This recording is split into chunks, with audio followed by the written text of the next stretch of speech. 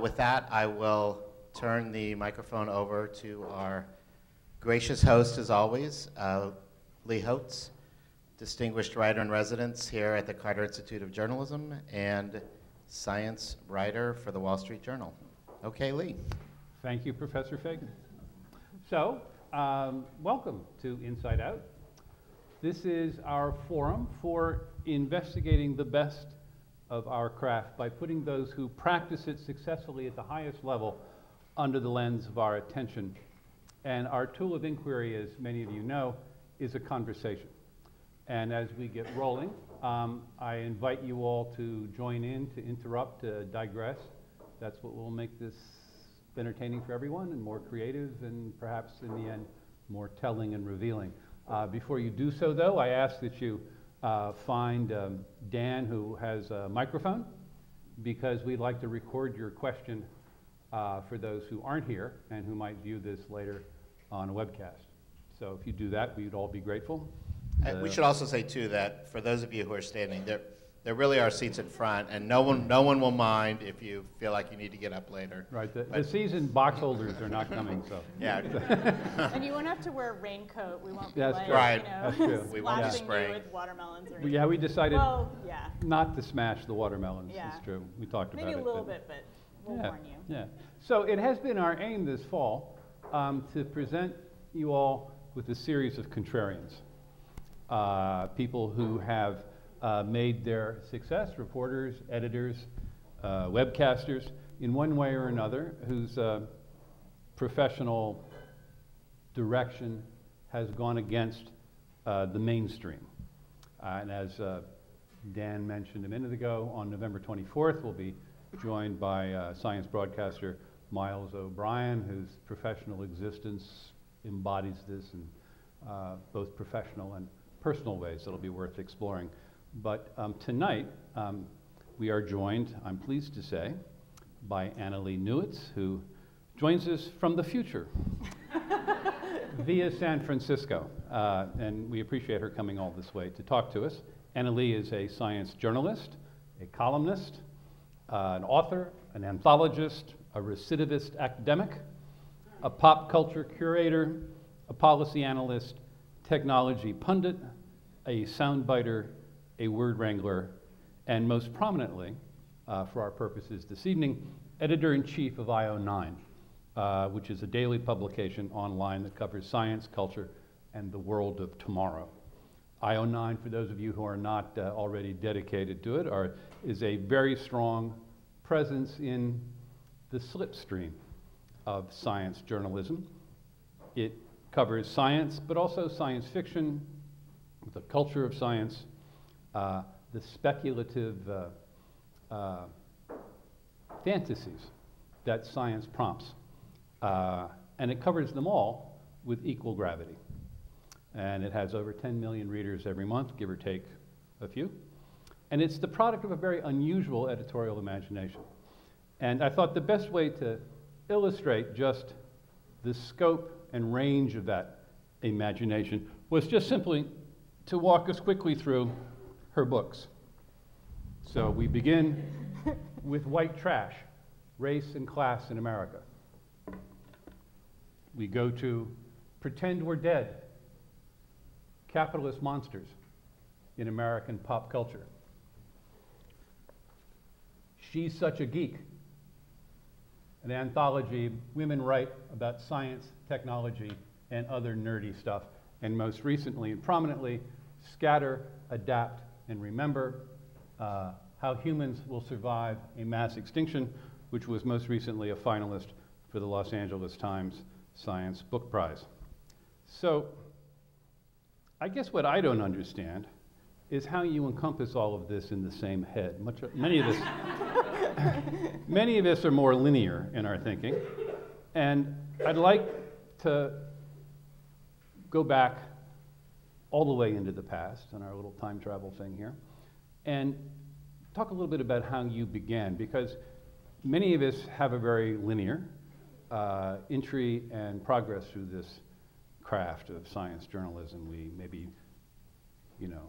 get a degree in it at a major Northeastern university, or Or perhaps we go work at a small, crappy newspaper in the middle of nowhere for no money and work our way up that way. But we got a pretty determined and straightforward attack into the whole thing. But I get the impression that that's not the case for you. Well, I did. So take us back to Irvine, California. Hotbed of cultural imperialism. Yeah, I mean, I was going to say, I did definitely start out for working for crappy pay, so I think I definitely share that with lots of journalists. I don't have much to say about Irvine. That's where I grew up, in a planned suburb, which definitely gave me an interest in what the future would look like, because the whole time I was growing up in Irvine, I was being told that I was living in the future, and it turned out it was more like a Baudrillard type future of like, you know, terrifying oppression and like weird car crashes that no one talked about. So when I went to school at Berkeley, my goal, aside from escaping from Irvine, was to, I really wanted to do what we called at that time cultural studies, which was an interdisciplinary field where I would be able to combine both social science methods and what I was learning in the humanities to talk about what it is about certain types of pop culture that get really intriguing for people. Like, why do certain movies become popular? Why do certain stories endure in the United States specifically? And I wound up in my dissertation work, which became the book. So I should say, so this is a PhD at Berkeley that you're working on. Yes. So yes, we fast forwarded really quickly. It's all right. To get to the good stuff. So while I was in the PhD program at Berkeley, I became really interested in a kind of constellation of pop culture stories in the 20th century about monsters, and a lot of those stories wound up dealing with ways that we think about science and scientists. There's a lot of stories about mad doctors, there's a lot of stories about how monsters are created through science, and so I took a really very deep dive, as you have to do when you're writing a dissertation, into those kinds of stories. And so what I wound up doing was writing about representations of science in pop culture, but in the end, now I'm creating representations of science in pop culture. So it's sort of backwards meta, I guess. Can we coin a word for that?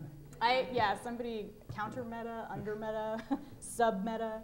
And so that's kind of been the trajectory. And throughout all of this work that I've done, I've really always been interested in the connection between science and culture and technology and culture. How do these things fit together?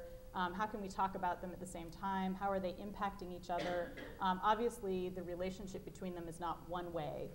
There's a kind of circuit, and I'm really fascinated by that, and I really hope to bring as many people into a conversation about that as possible, because the public needs to be engaged in those questions Yeah, too. so you fast forward it again. Yeah, let's So do I'm that. going to wind it back, or wind it back. I'm giving myself away. That's a little analog. So here you are. You're working on a PhD at Berkeley. That's It's very right. intensive. You're teaching. Mm-hmm. Are you writing on the side? Are you publishing? You founded a webzine. You're kind of a creature, if I may put it, of the zine phenomenon. I Yeah? am. Take us back to the first .com and Back boom. in the and 1990s. yeah, When way back in the 1990s. They're going to be fairy tales that start that way. Yeah, in the flannel-wearing grunge days. When I was a grad student, people were really interested in a thing that we called zines, which is actually something that goes all the way back to the 1920s. The term comes from fanzines. But at that time, it was really referring to desktop-published magazines, things that you created with a Xerox machine and filled with your own personal thoughts. And while I was in graduate school, several of my friends and colleagues got together and we decided, actually after watching a Michael Jackson video, that there was a cultural emergency that was going on around questions of multiculturalism and identity politics, and that we really wanted to start a zine that was a Marxist zine that would deal with these questions and also Star Trek. And we called it Bad Subjects. It's actually still going. Yes. I'm not involved anymore. It's been publishing for 22 years. Yep, it's been publishing for 22 years. And it's actually named after a clever reference to a Louis Althusser quote about how bad subjects are the people who refuse to answer the hail of ideology and go about and do their own thing. And so we were very interested in doing cultural criticism about pop culture and getting people to think critically about everything from pop science to popular television. And we also, very early in our publication, put it up on a thing called Gopher online, which was before the days of downloading porn that looked like pictures. And so there were no graphics, sorry. That's sort of, I grew up with computers where anyway. Well, I should say, just for the record, that with Gopher you could download porn, but each it was ASCII image, porn. yes, ASCII porn, so each really image sucked. took like about 45 minutes. You had to Yeah. be really, really, really demented. Yeah. And deviant.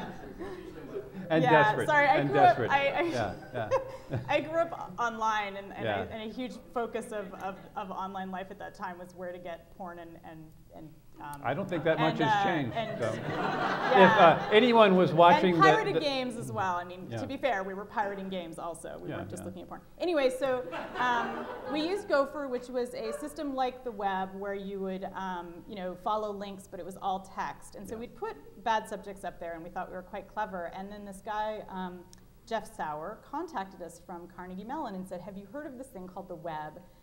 We could be putting you on this thing, and you could even have pictures.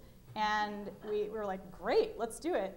And so we became one of the very first webzines, and which was pretty funny because we were a fairly odd group. And just how odd? How were you organized? How did you put this thing out? I mean, as I recall, you were a Marxist collective, so no one could really exert kind of primal authority over anyone else. How did this work? It As a worked. collective. As a collective, every member of the group, anyone could join, although since we were graduate students working on cultural studies, not everybody would want to join. Yeah, everyone bore equal responsibility for getting work done, and we had a monthly schedule. And so I was the, we called it coordinator. So there was no chief, there was no managing editor, it was all just coordinated, and it was a very flat structure. And basically, we were all doing it for free. We got some money from the University of California just for production costs, but nobody was paid for anything that they did. And we just put it out every month and put it up online and Xeroxed it, and we would Xerox it and we would leave it in weird places on campus. So we had this thing where we really wanted more scientists to be reading it, and so we would sort of sneak into the physics department and leave some out, and go into like the math grad student lounge and leave some out. And we got a lot of astronomers interested in it, actually. It was really cool. They liked it a lot. No one from math ever got into it, which is sad. But so that was my first taste of running a publication, but it wasn't, like I said, it wasn't really running it in the sense that I was merely coordinating the efforts of this group. Which, by the way, is a terrible way to run a publication, I learned. You really do need to have somebody who's in charge in order to really stick to deadlines. And so after that, I have never chosen to have the socialist collective model for any of my other publications. I appreciate those who can do it, but it was really, really hard to do, and there was a lot of drama. So there you go. There's your lesson. So one of the things about that whole zine phenomenon, though, is that in all ways except the technological feat of sticking it up on a graphic computerized interface, really kind of presages what we now think of as blogs and online publications in a lot of ways. It absolutely was, and I have this weird experience where I feel like my publishing history is much closer to what people experience when they're growing up now, in that my first publications were pretty much online publications. And I was publishing online long before I ever worked at a newspaper, for example. And so to me, that's the natural way that you publish. And it was actually disappointing to me when I went on and worked at a newspaper and worked at a magazine, because there wasn't that immediacy of people responding and sending email, and it just felt really weird. Like, well, who's gonna find this if it's just a piece of paper? If we didn't actually go hand it to them, how will they even know to get it? But if it's online, you can just sort of type in an address. So it just seemed like a much more natural way to publish to me.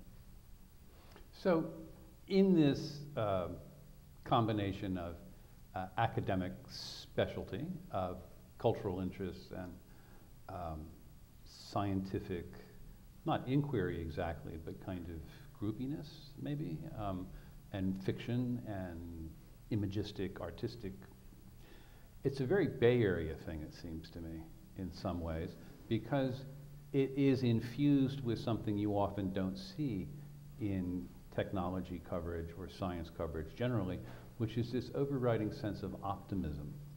And it certainly is a thread in IO9. And I'm wondering how being based in the Bay Area, in San Francisco, and kind of pretty much professionally being shaped by that, unlike those of us who are more migrant or who are New York-centric. I'm wondering how you think that's shaped your sensibility. I mean, that's a really interesting question.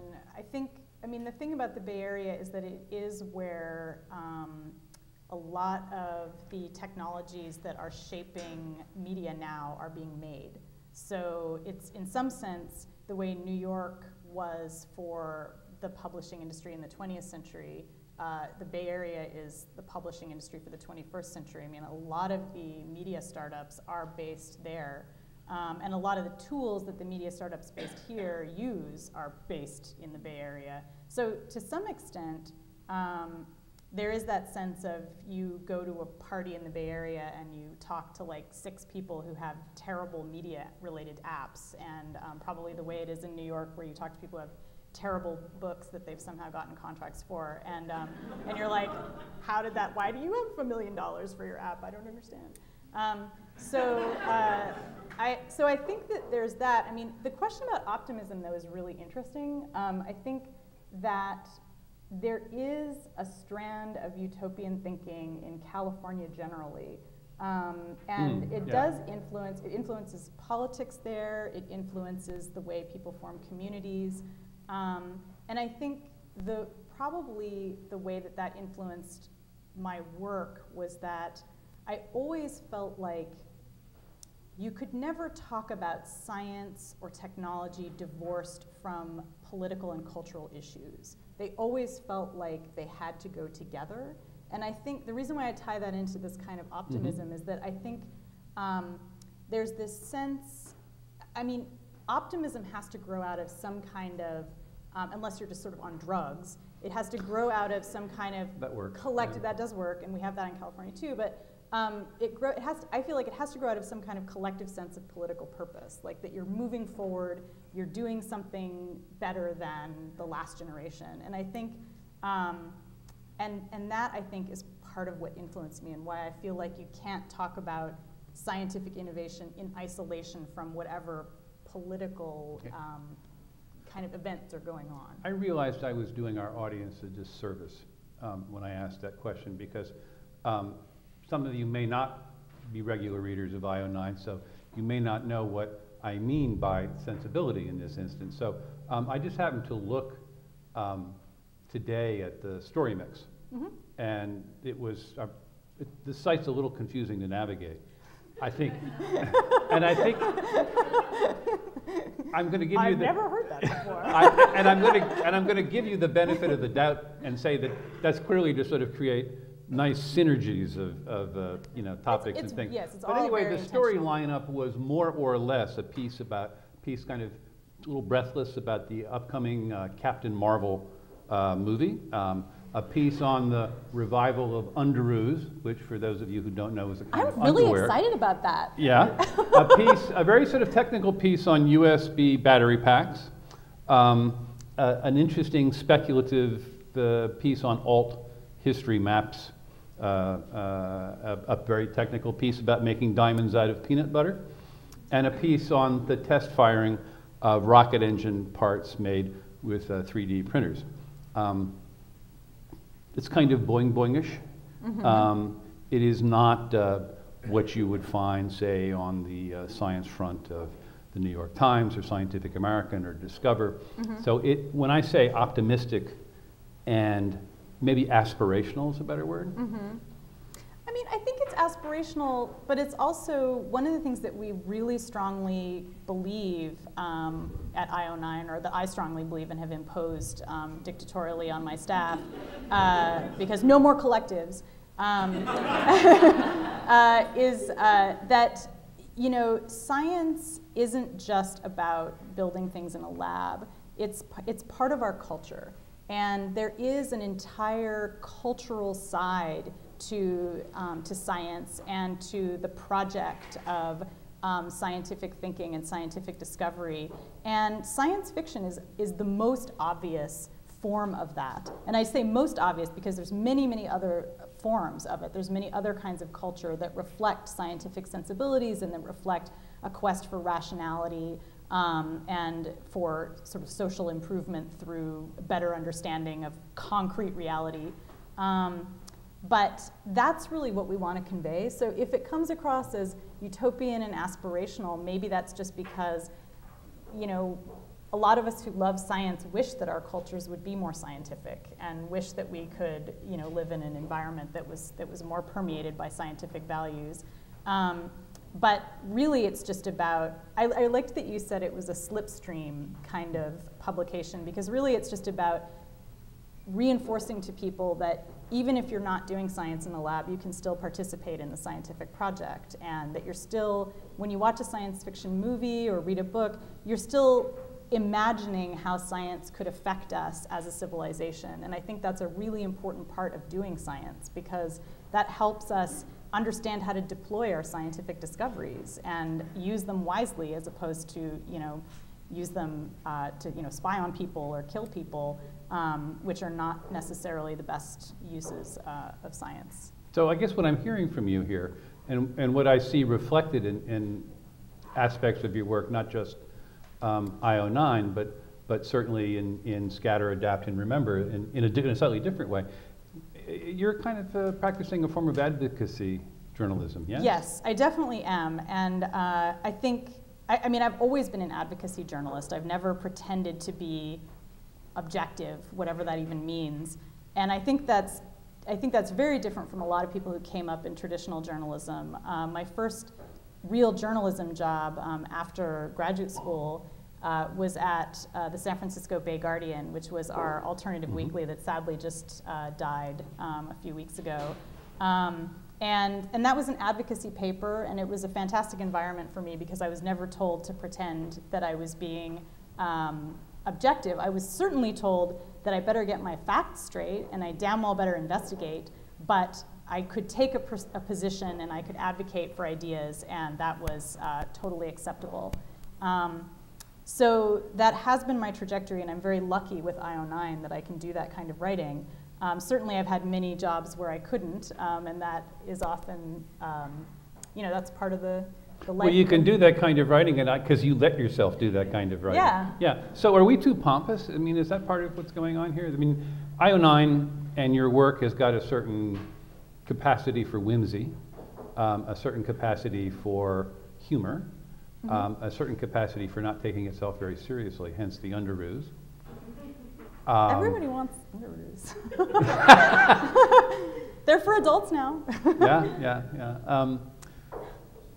So I wonder, when you look across the broader landscape of science journalism, I mean, do you think we're a pompous lot? I mean, I don't think so. I mean, I love science journalism, and I practice it all the time. And I don't just write. In fact, I didn't write the post about underoos, and I don't just write. No, you ran it. I ran it, but I mean, you know, it's a good post. I'm actually probably going to buy some. But so I don't just write advocacy stuff too. I think it's really important to have pieces about science that are essentially just telling people about what's happening and what's being discovered and what we know about the cosmos and what we know about the microcosmos. I think the thing that's great about journalism in general is that we have a range of voices. You know, we have room for someone to be an advocacy journalist, I hope. We have room for people to be as objective as possible. And then we have lots of stuff in between. And I think now that we're seeing so many experiments online, you know, we're getting a chance to mix those things together in new ways. And, you know, it kind of is like late 19th century journalism, where there was a lot of first-person writing, a lot of investigative work that was combined with a personal perspective. And you know, those were the days when people were experimenting with newspapers. And I think we've kind of come back to that place where you can have muckrakers and you can have, which is awesome. I would love science muckraking to become a thing because we need it desperately. And I think that's an exciting place to be, to have people testing out new stuff, but also doing the old stuff too, and trying to see what works and how to communicate with the public better. So I like it. I don't worry about pompousness in science journalism. No, no. I mean, maybe I should be. Well, maybe it's just a reflection of my own personality. Before we dive into the mechanics of IO9, which I want to talk about a little bit, we have a question, Dan? Yes, speaking of pompous, I have a question. So what I think is interesting about IO9, a lot of things are interesting. But the sort of the relentless optimism of the site, I think, is interesting, and it has an integrity to it. It's not cheerleading kind of optimism, but it's an optimism that is. I don't see a lot of stories on IO9 that are just sort of tearing things down and sort of saying, you know, that's crap, or they're lying, you know, they're lying. So it's not at all about being, you know, naive or cheerleading, not at all. But it's a kind of a relentless optimism, and I wonder, is that deliberate, or is that just a reflection of your own view, or is it somehow market driven, that it's what your readers have come to expect? And does the success of IO9 suggest that the sort of brooding cynicism that characterizes a lot of conventional journalism is off track somehow? Well, I don't think science journalism is usually characterized by brooding cynicism. But what I will say is, I mean, it's interesting to hear you say relentless optimism. There's this great quote from Norman O'Brown, who wrote this book called Life Against Death, like back in the 60s when people wrote books with titles like that. And he says that, you know, we've reached a point as a civilization where simply saying that humanity will survive is considered outrageous optimism.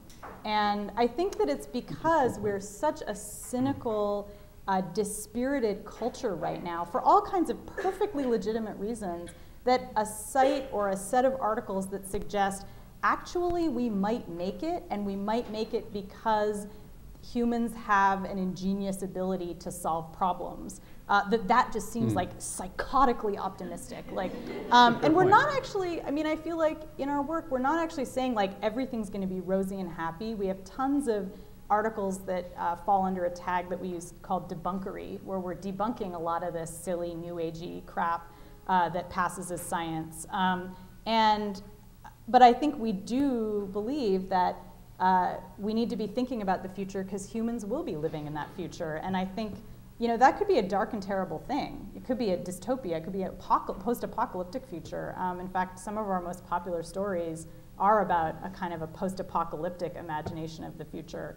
But yeah, just the fact that we even think humans will make it at all seems to be like a really rankles people, you know? Well, it does in a funny way, but stylistically, I mean, I agree with Dan. I mean, and your book is actually, your most recent book is a very striking example of that. There have been several books recently, most prominently by Elizabeth Colbert, Betsy Colbert, who has joined us in these forums in the past, and I hope we'll again in the future. You know, wrote her book on the sixth extinction, and it's extremely well documented. And it's pretty clear that there's just no possibility for survival. You know, that we're doomed, we did it to ourselves and serves us right, end of story. A lot of long-term climate coverage is like that. You know, the carbon dioxide is going to go up to here. and this is going to happen, it's going to cause this and cause that, it's all going to be catastrophic. And it's not quite stated because in the back of their minds, everybody knows we're going to adapt to that in some way or other.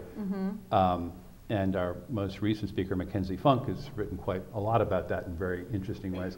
But what's interesting about your version of Extinction is maybe it's not optimistic, it's more a kind of, we'll deal with it. You know, that it's like, no, this is going to happen. Like you talk about, well, yes, it's true that the bubonic plague wiped out 2/3 of Europe, but you know, the other third who were left had to do stuff. I mean, yeah, we need to be thinking about that, because the fact is that, yeah, things are likely to get really frickin' grim. We probably are in the early stages of a mass extinction.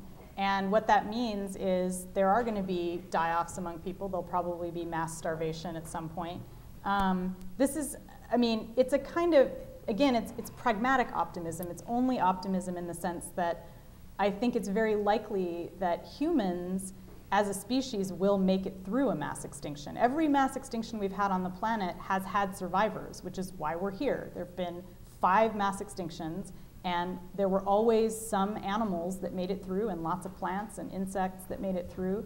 And we have, purely as animals, not because we're special and we have happy thoughts and we believe in nice things, just as animals, we have the characteristics of a survivor species. And here's the characteristics. We have a big population, so if you take out a bunch of us, we're still here. We eat garbage because we will eat anything, which makes us incredibly adaptable. And we are very good problem solvers and tool users. And that's what is going to allow us to survive, not because we deserve it, and we're not going to die off because we were naughty. We're going to survive because as animals, we have those characteristics. And one of the things I talk about in this book is how grim it might really get and what the conditions might really be like during a survival phase in the human species. But I do think we will make it. I don't know how great it will be. It might be great. We might pull ourselves out of this kind of environmental spiral where we're killing off lots of species of animals and plants. Or it might be, you know, a post-apocalypse situation.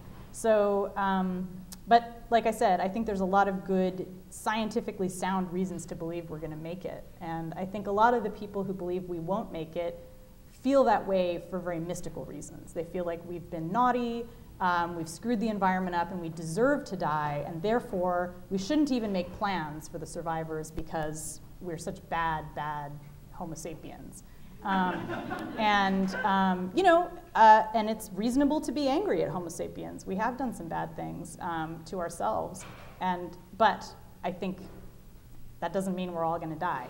Yeah, no, it's maybe unfortunately. I don't know. It's true that we are, at least the most recent genetic evidence suggests that we've in the past have dwindled down to fewer than 10,000 or so. There have been then bottlenecks. Managed to kind of come back again because genetically we're kind of monochromatic compared to other species. So, yeah. Let's talk about IO9 though for a sec. And how does this work? I mean, you have an online presence. There's a kind of a masthead. If you dig around for a while, you can find it. And that's a point of some contention. I can only imagine. I can only imagine. And there are a lot of names there. Are these people paid? Yes. We are all paid. What would I make at IO9 what would you make? As a pragmatic? Well, let's say, what would someone make who could effectively express pragmatic optimism in a stylish way? What are you making right now? No, I'm not telling. Well, I mean, if I were to, but I will say, in order to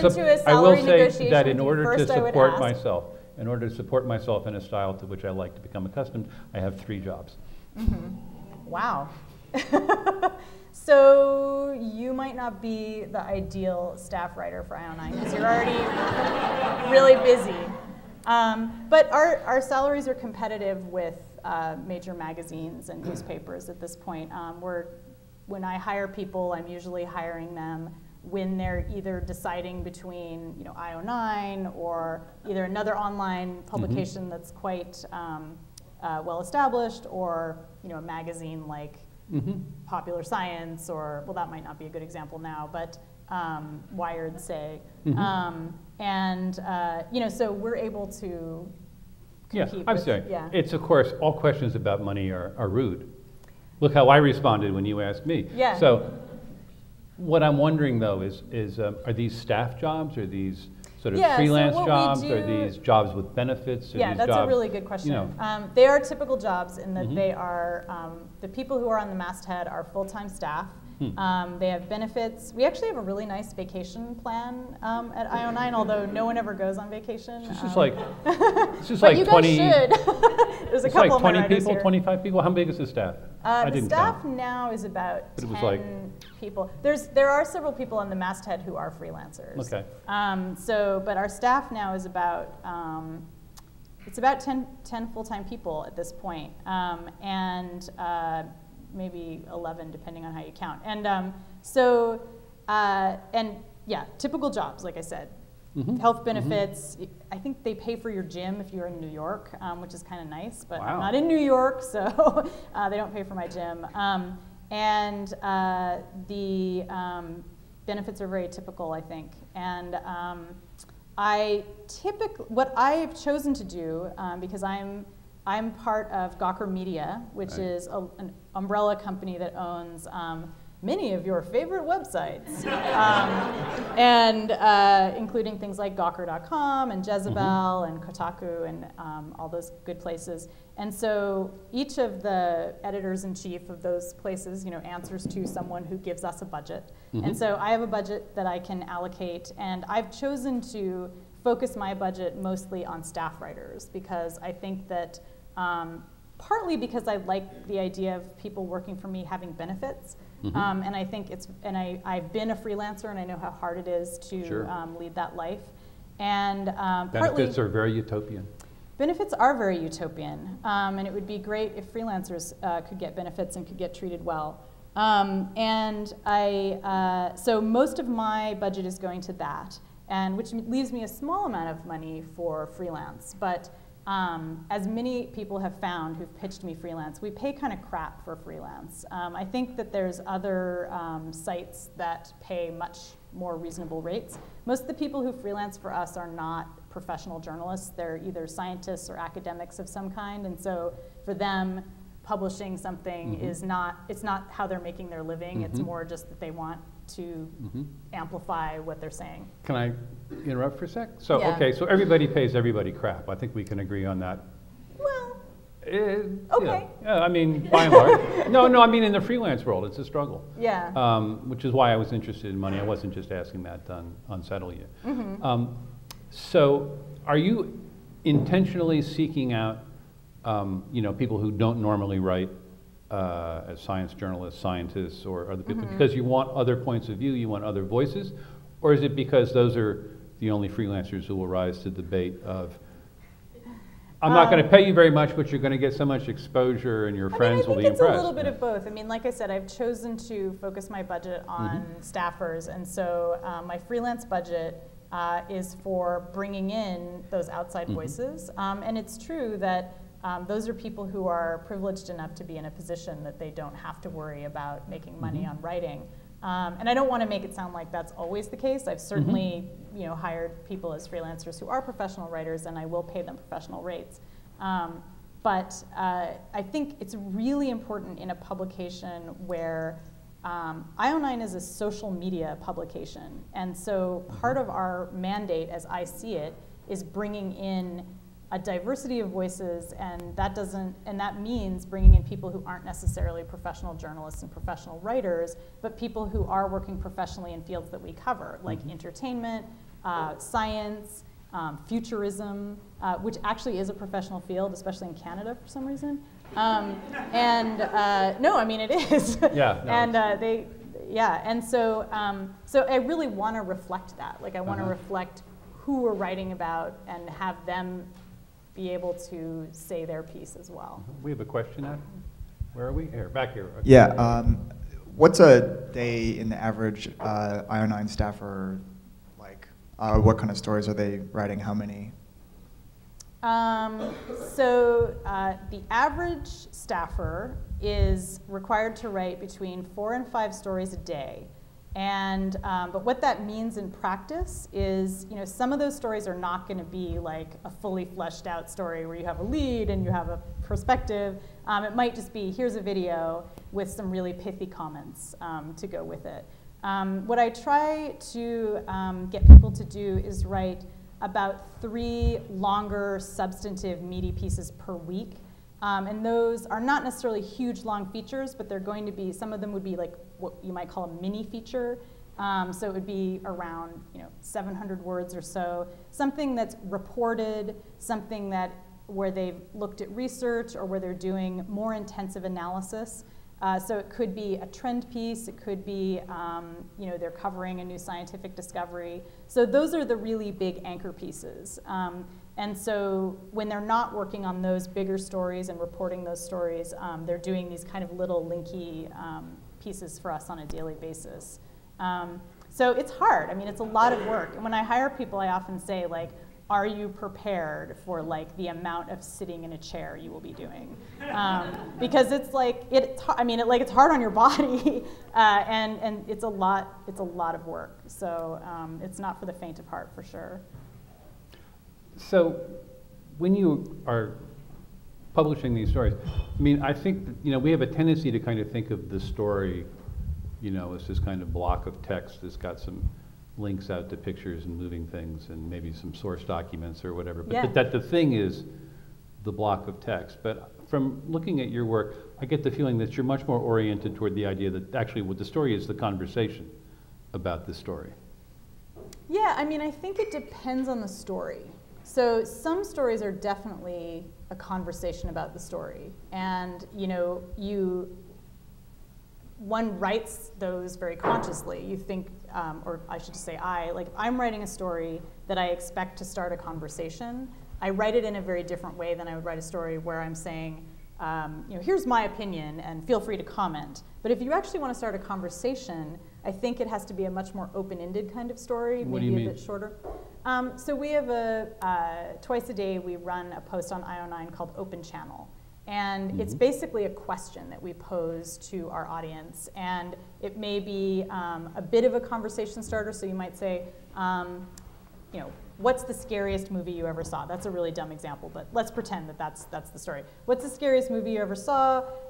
Here's the scariest movie I ever saw, which is Phantasm, by the way. And here's why. And I think anyway, whatever. There's like these balls and they go into your head and it's really gross. So I might say something like that. And maybe I'd have a video showing you the part where the ball goes into the guy's head and squirts blood and stuff.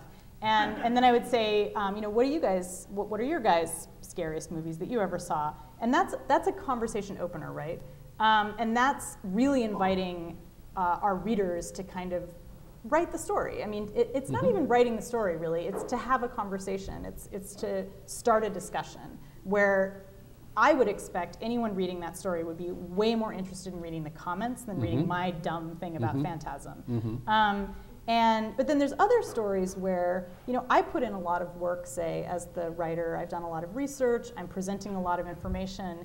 And I'm not just saying to the audience, hey, well, what do you guys think about an archaeological dig from 9,000 years ago? I'm saying, here's actually what scientists think, and here's some data, here's a story about what happened at this archaeological dig, and then I end the story, and then we have a conversation, but it's very different from sort of initiating a discussion and having that be the whole story. So I don't know if that distinction makes a lot of sense, but there really is a different feeling to a post where the whole point is the comments versus the point is the story, and then we get to have a neat talk about it afterward, like a Q&A session afterward or something. Well, I get that. And I'm still wondering, though, back on because you hit the sort of social media aspect of that. We are in social media. And many of us are still sort of struggling with that, not struggling with it in the sense of like, well, how do you tweet or something, but rather, what's the difference between sort of sticking something out there as clickbait, right? And sticking something out there that somehow can be crafted in a social sense that you're actually serving some journalistic purpose. Yeah, and I think the difference between clickbait, which I think in the past week there's been a lot, or past couple weeks we've been talking about that a lot in the social media sphere. So there's many definitions for that, but I think it is just like a crappy story that you put out there just to get people to click versus something you want people to engage with. And I think successful social media journalism, like what we aspire to do at IO9, the writer of the story joins the comments. That is really what makes it social media, is that I write the story, even if it's that long story I described where I give you a giant info dump about stuff. When you guys start responding, I come in and answer. If somebody has a question, like I feel like that's still part of that's still me working on the story. And I can't tell you how many times that people will come in and say, like, actually you got this wrong. And then I have to say, oh shit, you're right, I did get it wrong. And then I will change the story and edit the story, and acknowledge, like, thank you so much in comments, and say, like, I got this wrong, I've changed it. So there's those kinds of interactions where people will come in and correct me. There's interactions where people want clarification or just want to talk about it. And I think there's so many weird ways that people do that at different organizations. Like, some companies don't want their writers to go into comments, and they'll say, like, don't ever go into the comments. I think that's terrible. Like, why even have comments if you're not going to talk to people? And so that's definitely that's to me what makes it social, is that people are sharing it and you're chatting with them about it. So we have a question here. I was just going to ask how you described yourself as a social media company, so you kind of beat me to the punch already. But as far as engagement goes, are you guys looking at, like, talking to people on Facebook, or is it all, or Twitter, or is it all on Kinja? I guess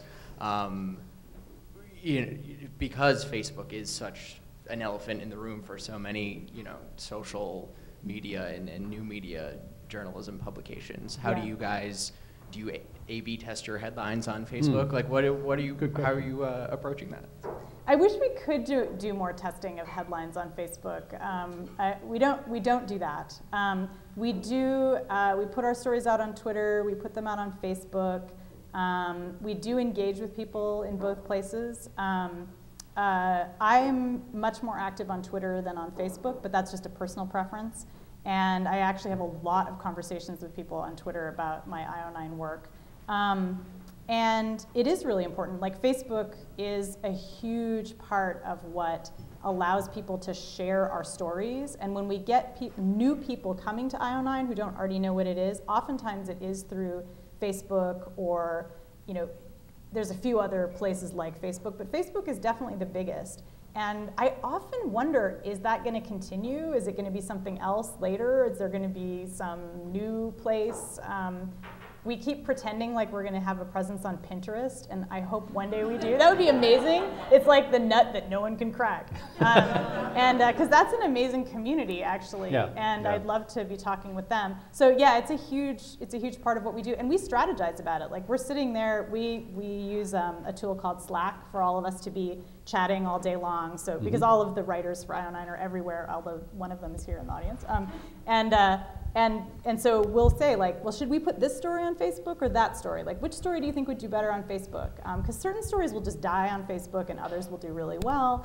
And we look at numbers, like we're using a tool all the time to see how many people are reading stories. It gets really creepy sometimes because you're constantly, like, if you ever saw the 1980s show Max Headroom, Sure. where they're watching, it's a TV station, it's a TV feature, and they're constantly watching their ratings, and they're like, oh my God, we better put more cats on that TV because, we gotta get our ratings up, and like, how is our show doing compared to their show? We actually are, we use a tool called Chartbeat, and it is super addictive because you can watch in real time how many people are reading your story, and at a certain point you have to, like, shut it down and stop worrying about that, because it can get really poisonous.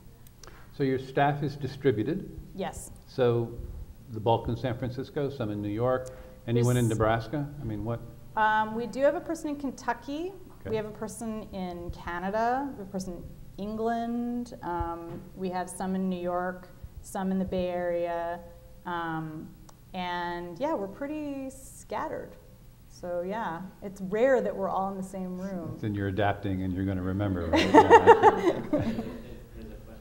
Yeah, there's been a question I'm up here sorry. for a long Sorry, yeah. time, yeah. Yeah, I have a Out of question. my peripheral vision, I'm sorry. I have a question about the social media aspect. Yeah. That I'm curious how you balance engagement on social media or engagement with your readers and actually producing new content. Like, there's only so many hours you have.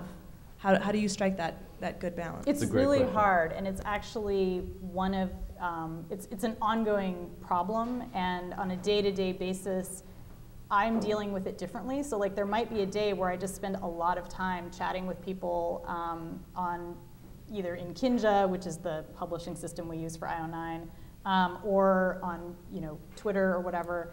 And there's that sense when I'm working on a big story and I need to have like 8 unbroken hours of concentrating where I feel weird and guilty. Like, wait, I should be talking to people on Twitter and talking to commenters. So you always feel like there's trade-offs there, and you do have to kind of focus on one and then on the other.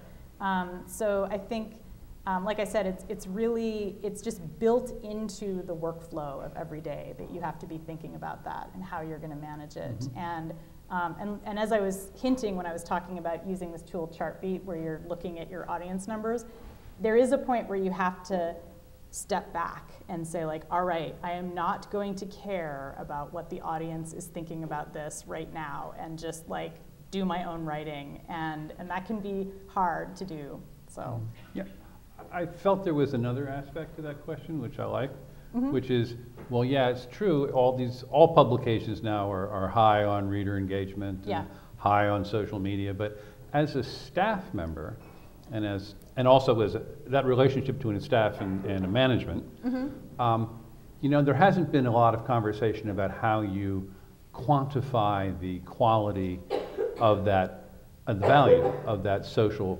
online conversation. Right. People count stories, they count bylines, they don't count, I spent 3 hours on Twitter yesterday and I pulled in this and I got those people to link, and you're tracking all that stuff, but is that accruing to the staff writer? I mean, you're going like, they only write 1 story a year, but they manage to get so many followers. Absolutely. How does that work? I am definitely looking at that. And if I have a writer who's not engaging with people in comments, they will hear about it. That's part of the job. And if somebody's spending 8 hours a day on Twitter, that might not be the best use of their time. And it can be psychologically dangerous, but I think that it is, as I said, as social media writers, that's part of what we do, is we have those conversations. And there are ways to track how many times a writer has commented, and I can see if a writer is writing stories but never responding to any comments, and I consider that to be as much of a problem as if they were blowing deadlines. You can't, I don't want them spending all their time in comments, because again, that can be a difficulty, but that has to be part of every story, is you're gonna allocate some time to chat with people who respond. Can I follow up? Do you mind, Lee, if I follow? I'm way over here. Oh, okay. Nope, way over here, Lee. Hello. You're always picking the I'm shadows. like Waldo. Yeah. My questions seem a lot deeper if they come from the shadows. So, how do you define, what are the key metrics that you use when you're figuring out whether you're succeeding or not, and how much of that is unique to the site, and how much of it is Gawker? How do you know? Is it about time on site? Is it about just number of clicks? Is it about returns? How do you know? So and is that sort of standard? Is there some sort of standard Gawker formula, or how does that work? Yeah, thank you. Actually, there isn't really a standard Gawker formula. I know that that the upper management certainly thinks about this stuff a lot. It's not necessarily something that we talk about in editorial as much. And I know that there's changes over time. Like when we first started doing IO9, we were really interested in hits, like how many clicks that you got on the site. Nobody gives a shit about clicks anymore. It's all about unique visitors to the site. which actually makes sense because a unique visitor is more like an actual reader. So when we used to have those crazy circulation numbers for magazines and we'd talk about circulation, like uniques is closer to circulation numbers. So definitely Gawker Media is looking at that bottom line in the same way that a magazine or a newspaper looks at circulation numbers. I think some people are still confused about what exactly uniques mean. Well, why don't you explain to everybody? Well, actually, it's confusing because different services measure uniques differently. Yeah, it's a problem. So we use QuantCast, which is a really commonly used system for measuring audiences across the board. Like almost everybody uses QuantCast in sort of social media or online media.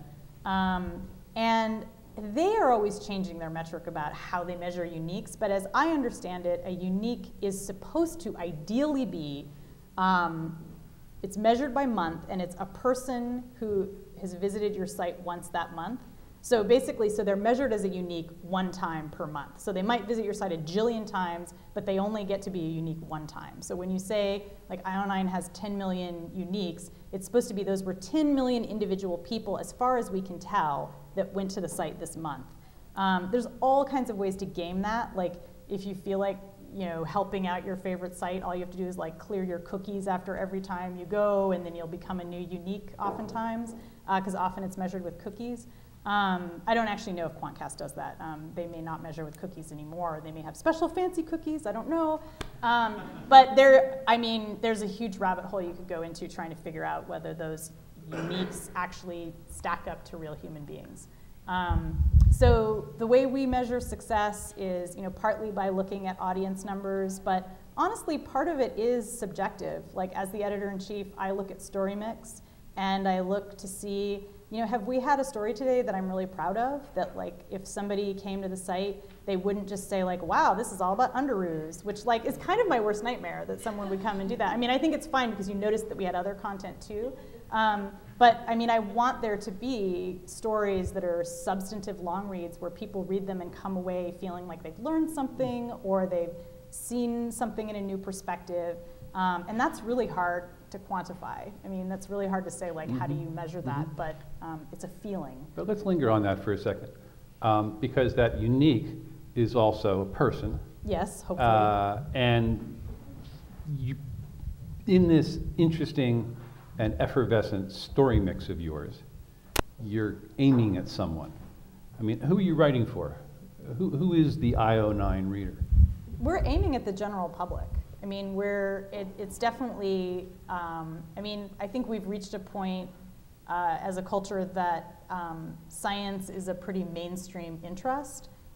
Certainly science fiction is a really mainstream form of pop culture. All the biggest movies and books tend to be roughly within that genre. You know, Guardians of the Galaxy, which was an awesome movie, was also science fiction.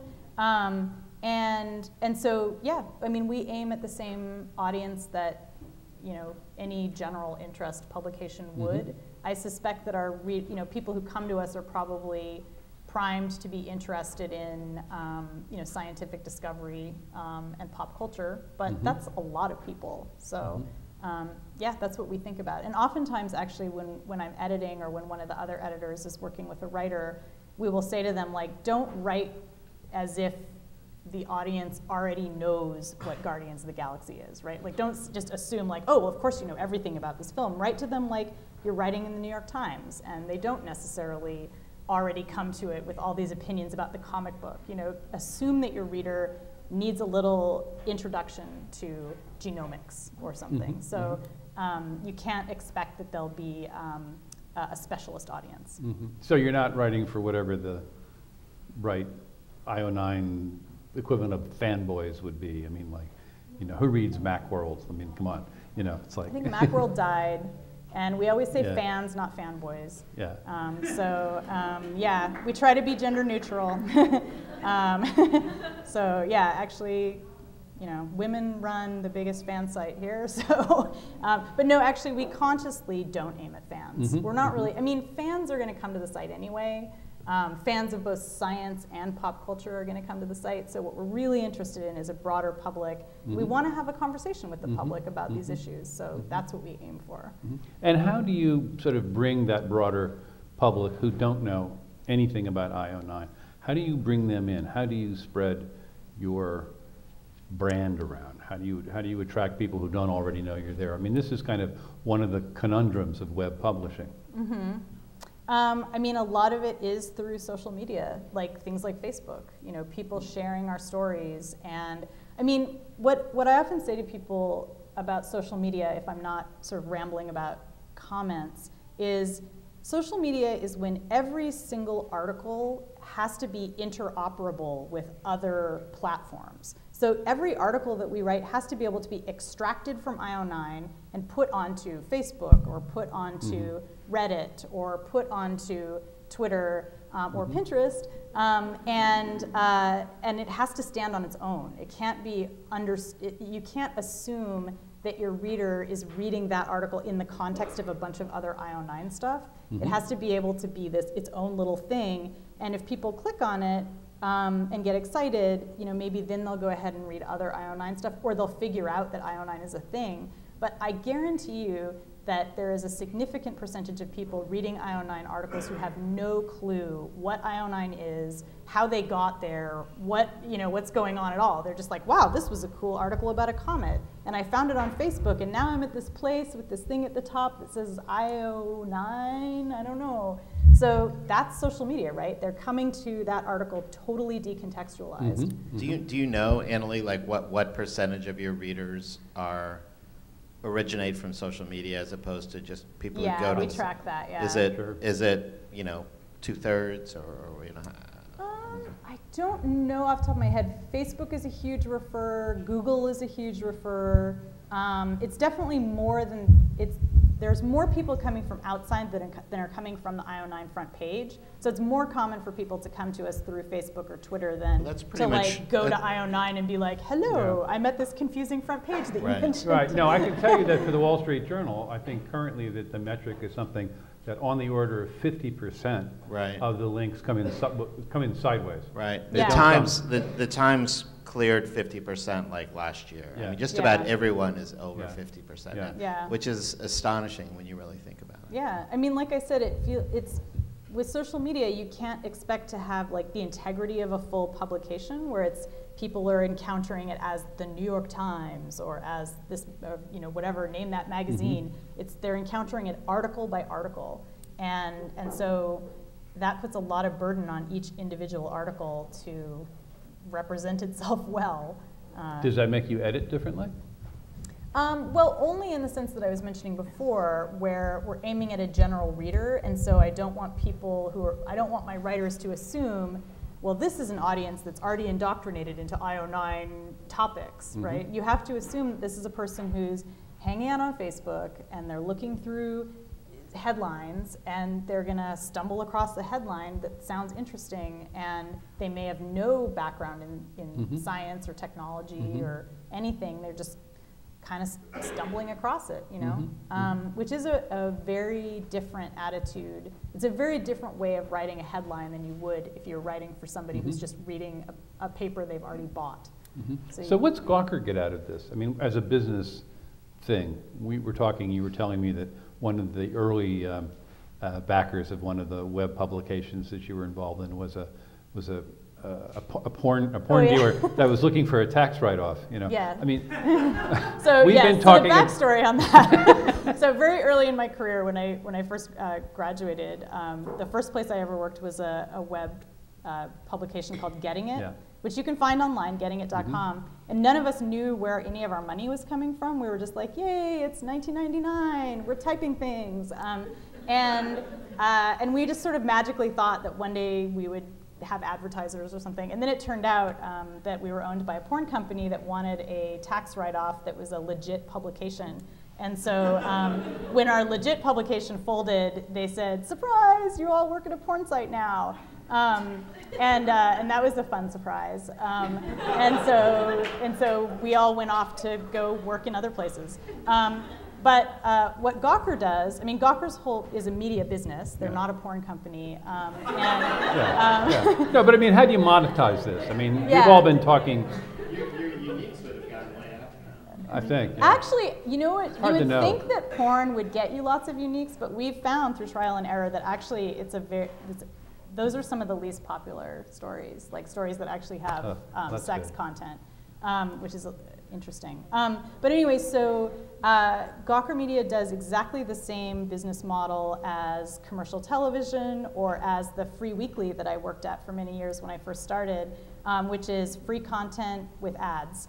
So we sell ads to the content, which is why we have to care about our uniques, because what we do, what I don't do it, but what our wonderful sales team does is they go to companies and they say, well, we have, 36 million people reading these sites, and don't you want your brand to be here? And like a traditional publication, there's a very hard separation between editorial and sales. Sales never comes to us and says, could you please say something nice about this movie? Sometimes they beg us to at least warn them if we're going to say something mean about a product that's advertising on our site, so that they can at least kind of prepare for that. But they never, we don't really have a lot of interaction with them. Which is interesting, because I think that goes against the stereotype of how online publishing works, that there's this whole stereotype of the blogger who's like in the pockets of all these companies and advertisers. And from day one working at Gawker, it was made very clear to me that we had editorial control, we had a free reign of over our voice and over our perspectives. And I mean, that's one of the reasons I've stayed there, because I've been able to say what I want and publish it, and I really value that. So so far, that model is working really well. I think we had a question down here. Yeah, right here. Yeah, hi. So I had a question. As editor-in-chief, you obviously can write a lot, and I'm curious about how you balance, editing and wanting to write for the site, and how you've established, so how you've established the IO9 brand so well that your writers just are feeding you exactly what you want. Like, what are you doing? Yes. The brain implants are really helpful. The person who asked that question is an editor who is trying to develop her own staff with. Yeah, it's really hard. I mean, there's a huge one of the biggest struggles for me as editor-in-chief is balancing writing time with editing time. Just like I was talking about with balancing sort of social media time with me writing time. It's really hard, and again, it's a day by day. Every day is different. Like one day might just be, all right, I'm just going to edit all day, and another day I will, turn to my managing editor, Charlie Jane, who's sitting right there, and I'll say, please run the site while I work, and we trade off. Like she'll also be doing lots of writing, and I'll be running the site. And by running the site, what I mean is just making sure that every piece that goes up has been edited, at least that we've looked at the headline. I mean, realistically, I don't know, if you guys go to IO9, you'll see there's just a huge volume of stories. And so not everything can be super carefully line edited. And there's definitely days where I look at the site and I say, why is this here? And that's not a secret. My writers will hear about that. There is this kind of balance between giving writers the freedom to write what they want, and then giving them feedback, and occasionally, just having to accept that not everything on the site is going to be perfectly the way I would do it. And if it were, that would be terrible anyway. The whole point is that it's a site of people who have different perspectives and who care about different things. And so. As for making sure that the tone is right, again, it's the same thing. It's a matter of balancing, letting people write what they want. It's also about hiring people who, I've seen their work. I have hired some people who were, right out of school, so they didn't have a huge body of work already. And what I usually do in those cases is I would just say, hey, come and work for me for a month.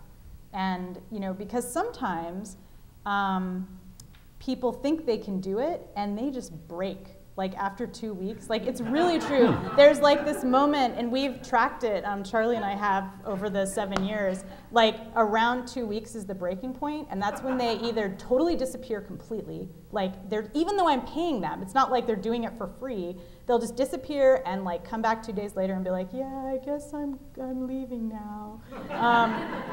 Or they've malfunctioned in some other way. Like they start sending me like really angry IMs, or they just freak out, because it's a really high stress job where you're constantly having to post stuff, and you have to have a really thick skin. You have to be able to take it when commenters are rude, and so that's a really good test. Like if they can survive a month, they're gonna be fine.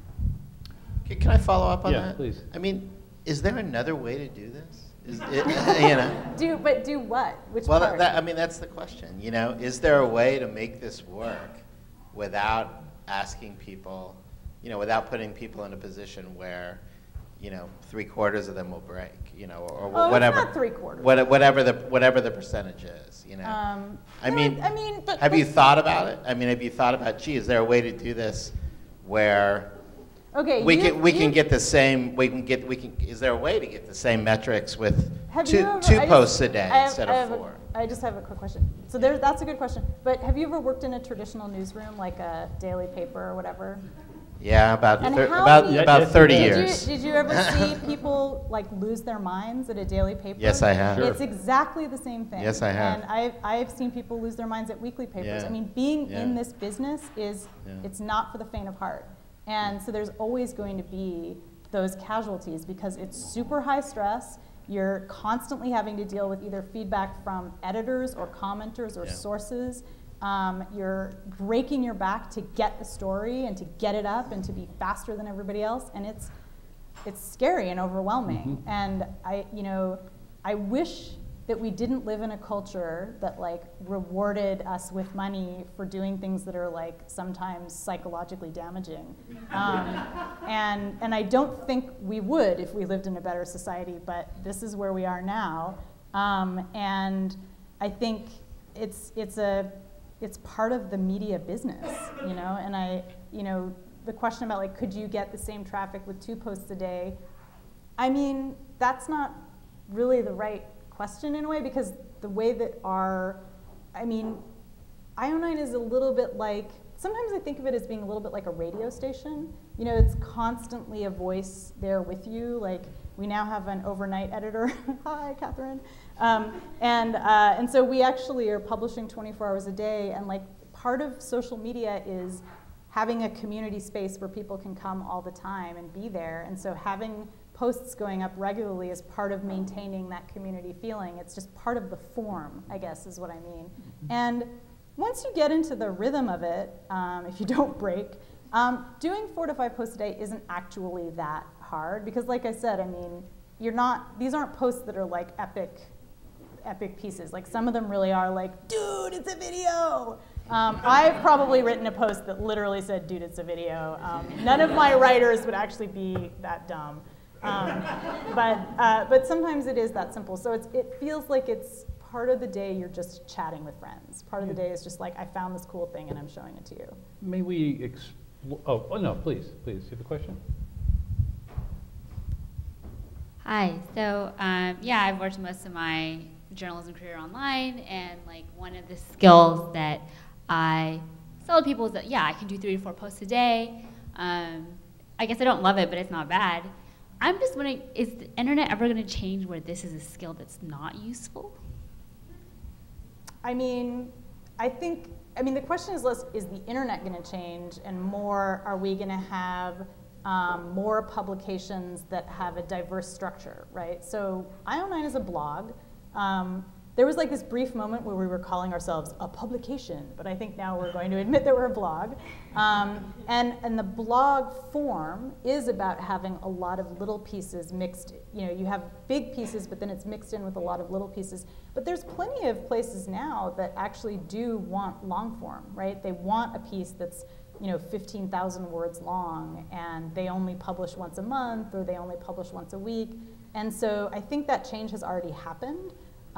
The question is which models, it's not even which models will end up surviving, it's really which instances of those models will survive. So will the atavist be the next New Yorker kind of thing, you know, or will Medium become, you know, something? I mean, will it become something coherent as opposed to like a bunch of really beautifully laid out articles by different people? So I think, I mean, we don't know who's going to be, which of those publications is going to last. And I mean, my favorite thought experiment, and I don't have the answers, is to think back, like, you know how old The Atlantic magazine is? Like, it's over 100 years old, and it's like, which of the publications now are gonna be that? Like, is there gonna be a BuzzFeed award in 100 years, you know, for like the most perfectly crafted, you know, articles? Like Pulitzer, right? Like, Pulitzer Prize is, you know, named after like a dude who basically did clickbait and, you know, was kind of the BuzzFeed creator of his era. You know, but now it's only given to incredibly important works of journalism, and so it's a fun thought experiment. Like, which of these experiments will survive, and we just don't know. You want to go back here? Oh, is there another question? And then I have a question for you. We got 2 questions here, and then I have a question for you. Okay. 3 questions for you. All right, let's go here first, Four, then we'll go to Andy. Yeah. Please. Hi, so I wanted to ask, you started your story in your PhD, and I just wanted to, if possible, jump back to your undergraduate career, and wondering what exactly were your thoughts then when you were starting out? Clearly you knew your skills, where you wanted to go, kind of, but did you see maybe, did you have options in your head, and then there was one decisive period where you kind of knew the direction you were going? Yeah, I mean, when I started my career in graduate school, I wanted to be a professor. Very much, and that was the only goal that I had in mind. But I also wanted to be a writer, and I knew I wanted to do writing for a mainstream audience, not just an academic audience. But what I thought at the time was that I would get a job as a professor, and then I would write on the side, you know, that my day job would be being a professor. And when I graduated in '99, it turned out, and I had been trying to get academic jobs, and it turned out it was actually easier for me to get a job where I could support myself as a journalist and a freelancer than it was to get an academic job where I could support myself. So that was the decisive moment when I kind of went out on the market, and the very best job offers I got were all journalism, and they had the benefit of getting to stay in San Francisco where I wanted to stay, and instead of having to move to, you know, another city. So yeah, it was a weird moment too. It was not what I expected to have happen, but it's been great because I got to do the thing that I thought I was going to be doing on the side for real, for my real full-time thing. So. There's another one right behind. Yeah, in fact, if it just for the footnote's sake, I believe, please correct me, but that Pretend We're Dead grows out of your dissertation. Yes, yeah, it is. Yeah. It is my. It's basically my Not your dissertation. first book, but it grows out of your dissertation. I also wanted to go back towards the beginning of the conversation. You were saying that you spent a lot of time kind of dissecting narratives about scientists and science, and now you create those narratives. I was wondering, like, are you careful about reusing the same tropes over and over again? And are there any that like you really try not to have your writers use? Like, if they'll put something in, you say, nah, let's not do it this way. I mean, like, for example, I once wrote a story about a scientist, and I like. One of my sources said that, oh, he's a wizard, and then I used like the word conjuring somewhere in there. And when I looked back on it, I really hated it, because like I feel like that's kind of a tired thing, saying like, oh, scientists are like magicians, and it's not. So I was wondering if you had any tropes that you really hated and that you try and get your writers not to use. That's an interesting question. I mean, actually, magic is one of the tropes that I think is super problematic. One of the pet peeves I have is the kind of there's a strand in popular writing about science that wants to make science into a mystical activity. And you get these terrible movies like What the Bleep Do We Know, where it's like quantum mechanics will allow us to control reality with our minds. And that's a huge strand in a lot of pop science writing. I mean, there's stuff like about how we're going to live forever using nanomachines or whatever. And maybe that'll be true in a long time in the future, But I think that kind of aspirational writing, that kind of hopefulness is actually very toxic for science and science writing, because I think it sets up unrealistic expectations. And people do start to think that if science isn't working like magic, then it's not good science. So I think, and you do see, of course, that trope all the time in fiction as well. So I think that's one of the things I learned for sure. One of the other tropes I really hate is the idea that scientists are playing God, because they are Scientists doing... like that one. Yeah, I don't know. I mean, some scientists really do, and I think some rightly think it's terrible. And I think because it's all about our phobia of changing the natural world, which, like, the cat is out of that bag. We've changed the natural world totally and completely, and also we're part of the natural world. So, you know, that's what we naturally do, is change the natural world. So, so I really try to shy away from that kind of thing. And my final footnote to that is, and I was just debating this with people on Twitter the other day, is I hate profiles of scientists that try to humanize the scientist, and this almost always happens when it's a female scientist. They try to humanize her by talking about the fact that she's married and has kids and bakes. I like to hear about scientists doing science. I don't actually give a shit about, like, whether they bake. And I mean, unless the scientist says, like, baking is super important to me, I really want to talk about baking, in which case I'm like, all right, let's talk about that. But I would never go into an interview with a scientist and be like, tell me about your children. I just don't think that's relevant, and I think there's ways of making science exciting without this sort of fake humanizing crap. So that's a trope I would love to see die in fire. Did I see? Yeah.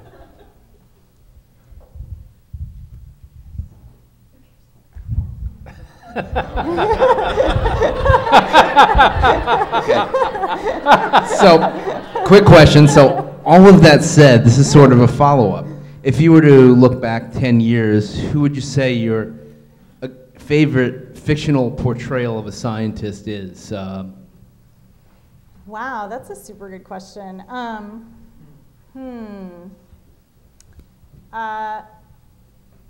Let's see. I mean, there's a lot of different ones that are interesting. I think, like, one of the ones recently that I really liked was Jeff Vandermeer has a trilogy, the Southern Reach trilogy, which just came out. And the first book in the trilogy focuses really heavily on an environmental scientist. And you have to understand, these books are very fantastical. Like, really weird things happen. There's, like, aliens and, like, mind-controlling fungus and, like, a weird zone in Florida that's, like, unable to be accessed.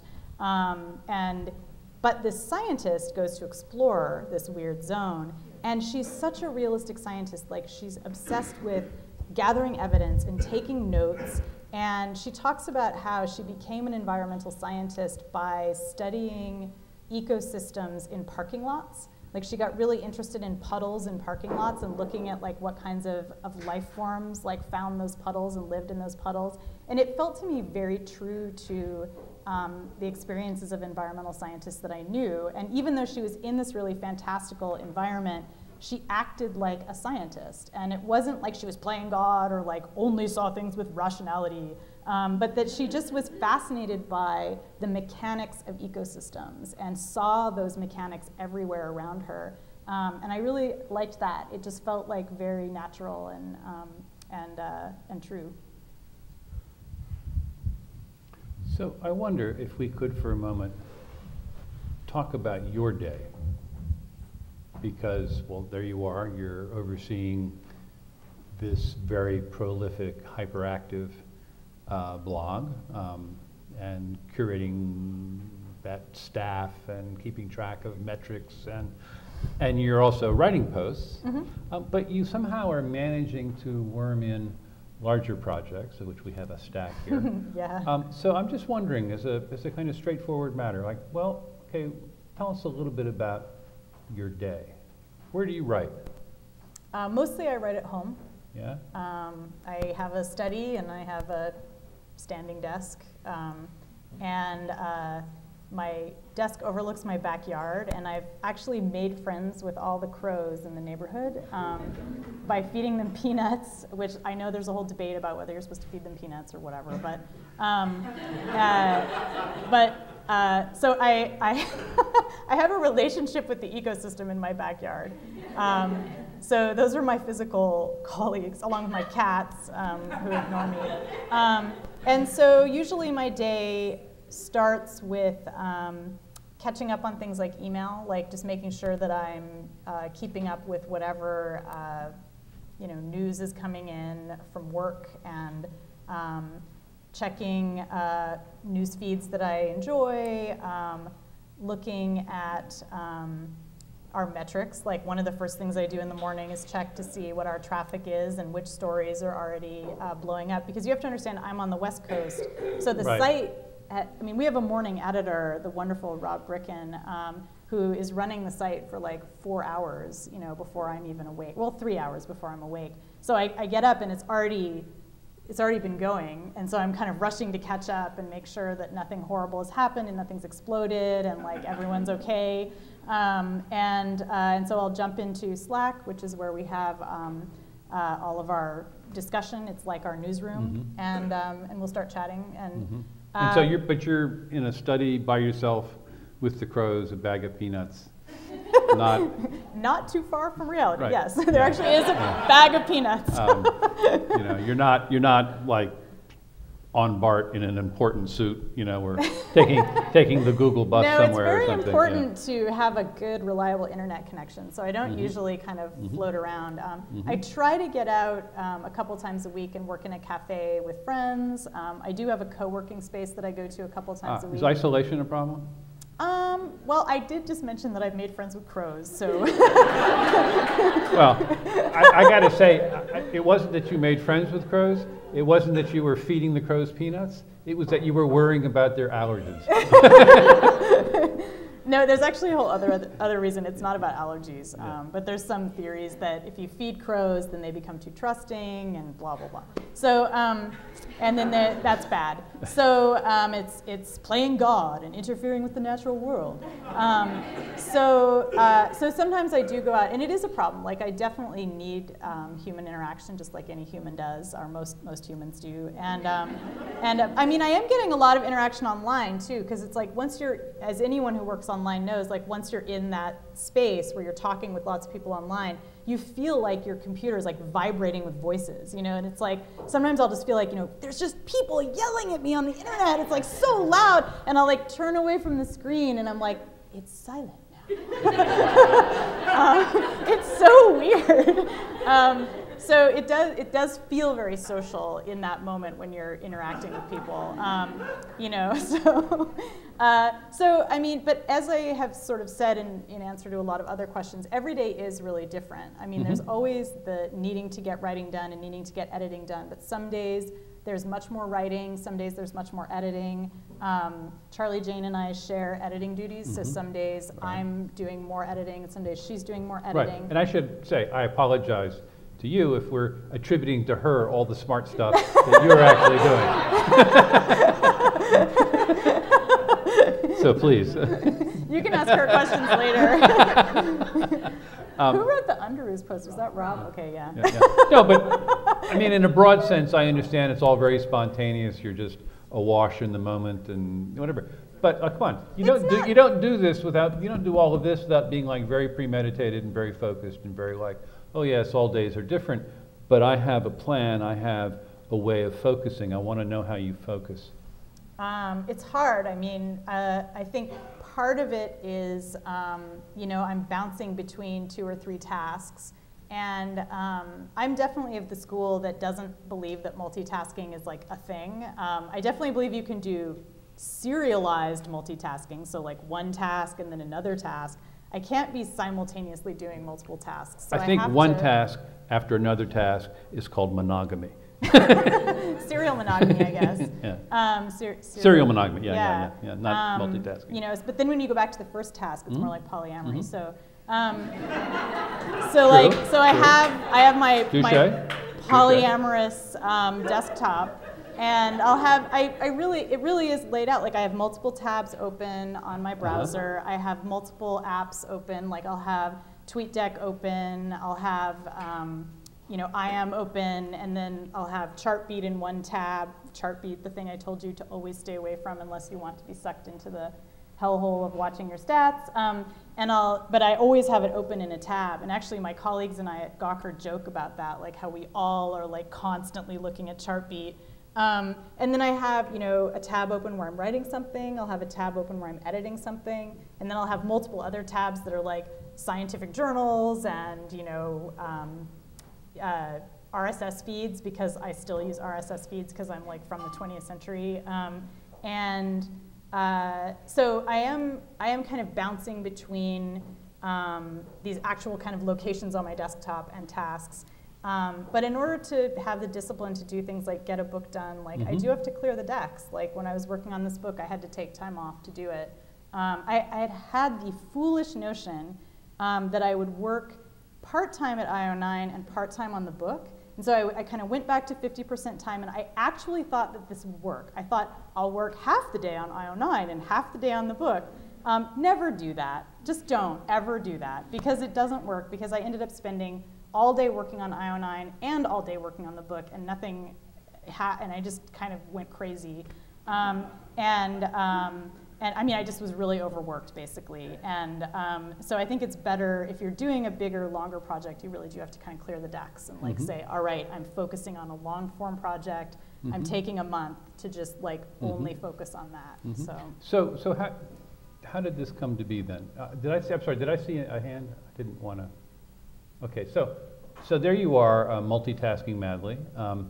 And how did this idea come? How did this come to you as a project? How did you decide that, mass extinction is mass awesome. extinction, I don't know.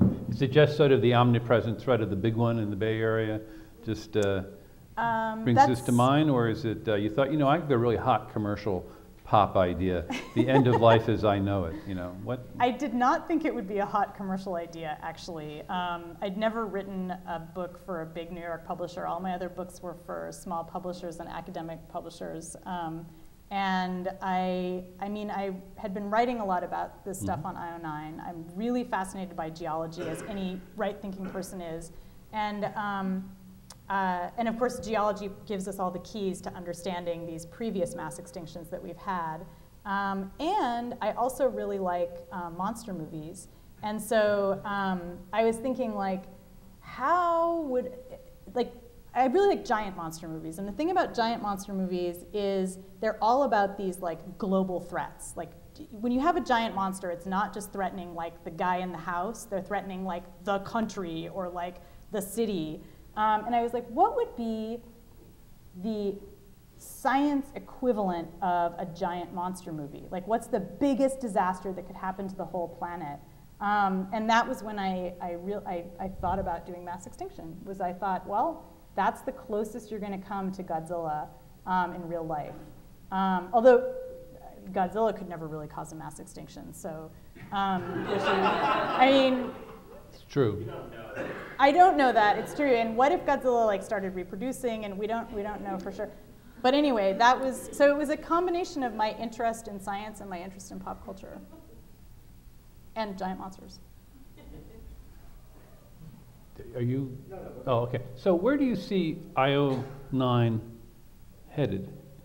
Where do you see it a decade from now, assuming it survives the media mass extinction? Yes, that's a good point. I often wonder about that, whether there will be this kind of media mass extinction.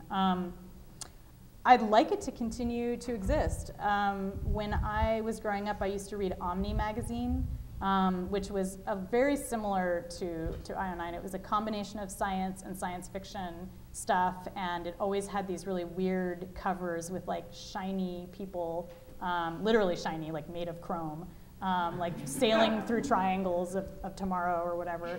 And, what a great image. They really were, like, you can look it up online, there really is that cover. And I'd love to have it endure as an institution and continue to grow. And I think sometimes about the fact that IO9's been around long enough that people who started reading it as freshmen in high school are now almost graduating from college.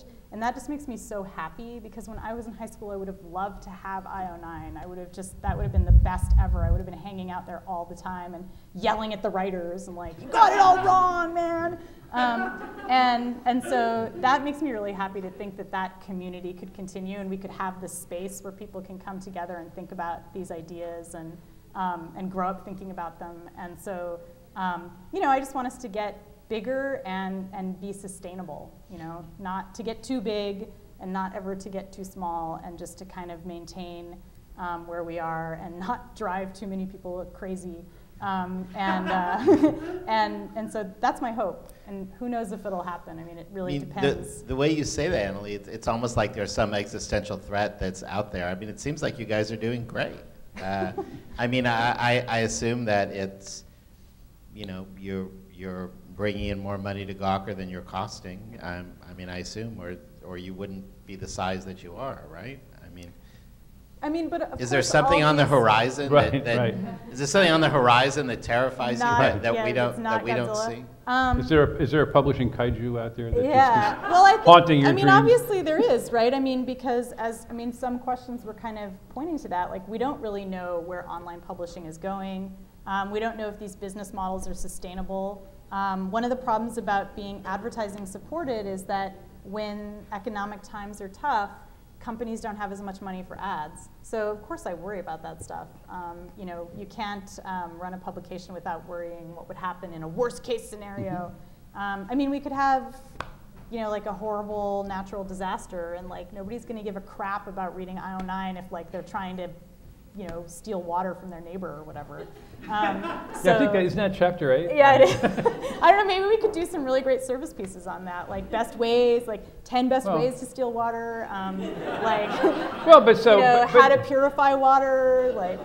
But, you know, aren't you thinking about ways of adapting? I mean, I know there, for instance, a lot of old and, I mean, traditional and non-traditional media types are now sort of thinking about, well, let's get off the, let's change the subscription model into a membership, you know, right. And we'll give you an IO9 t-shirt and invite you to IO9 events, and you'll go on an IO9 cruise ship, and watch horrible movies and scream yourself to sleep. I mean, what do you at Gawker, as a member of this highly successful amoeba-like thing, do you game these things? I mean, what? I mean, we definitely, I mean. As a futurist, you surely are thinking about the future. Definitely, and like I said, I mean, my goal is to have this be a sustainable model. The only model that we know of for now to have free content, and that's really important to our model, right, is that we give this stuff away for free, and that's how we get to have such a big conversation and invite people in who are like freshmen in high school, or who are, you know, just have an internet connection in the military somewhere in the Middle East, and that is a lot of our readers. You know, it's because we're free, and right now advertising is you know, that's a big part of how that happens. But of course, we're always thinking about changing, and I mean, we think about everything from changing the story mix, you know, covering topics we haven't covered before, to how we might organize the site, how the site might look. I think in a year that IO9 will look really different. We have changes that I can't tell you about that will be, it's not like the content will be significantly different, but hopefully the navigation will be better and it'll be easier to find the stories that you want. So we do think about adapting, and I'm always looking at our competitors, you know, trying to figure out when someone's done something right, how we can do it too, or how we can just steal that writer to write for us. So I mean, that's all you can hope for, is that you can sustain what you've got, and there's some things that are out of my control, and then some stuff that I can control. So I think on that note, I want to say that what you have accomplished here is sustained a remarkably interesting, entertaining, and enlightening conversation with all of us. And I thank you so much for doing it.